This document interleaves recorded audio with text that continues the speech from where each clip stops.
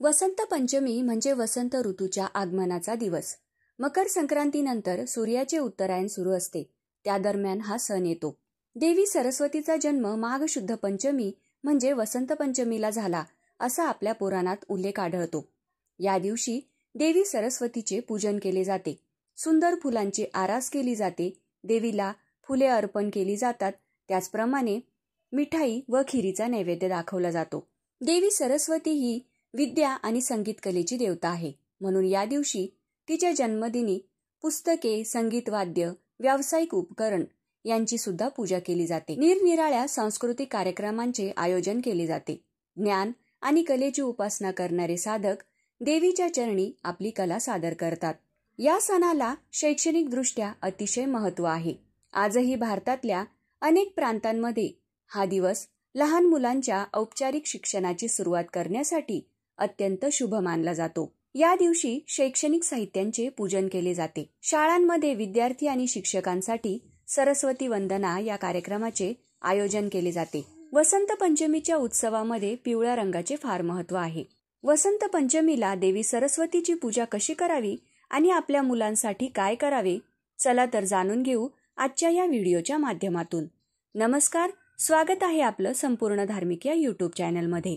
वसंत पंचमीच्या दिवशी सकाळी लवकर उठून स्नान करावे. पिवळे किंवा पांढरे वस्त्र परिधान करावे. त्यानंतर पिवळ्या आसनावर बसून सरस्वती मातेची पूजा करावी.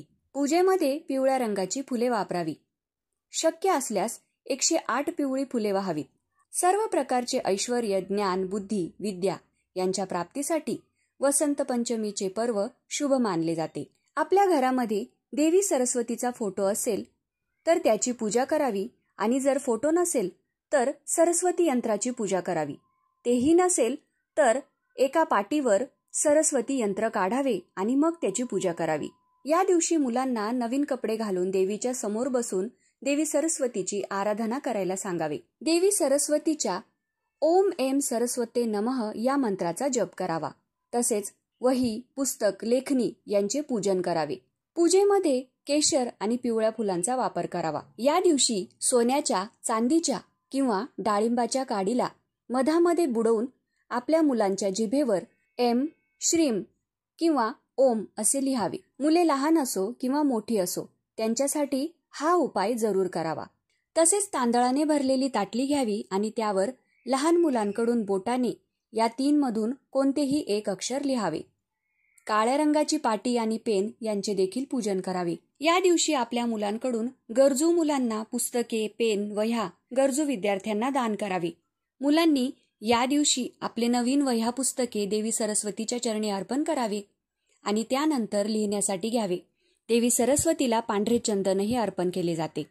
या दिवशी सरस्वती स्तोत्र, शारदा स्तवन, प्रज्ञाविवर्धन स्तोत्र यापैकी कुठल्याही एका स्तोत्राचे पठण करावे. वसंत पंचमीला लहान मुलांना प्रथम अन्नप्राशन करण्याचा विधी अर्थात उष्टावण करण्याची सुद्धा परंपरा आहे.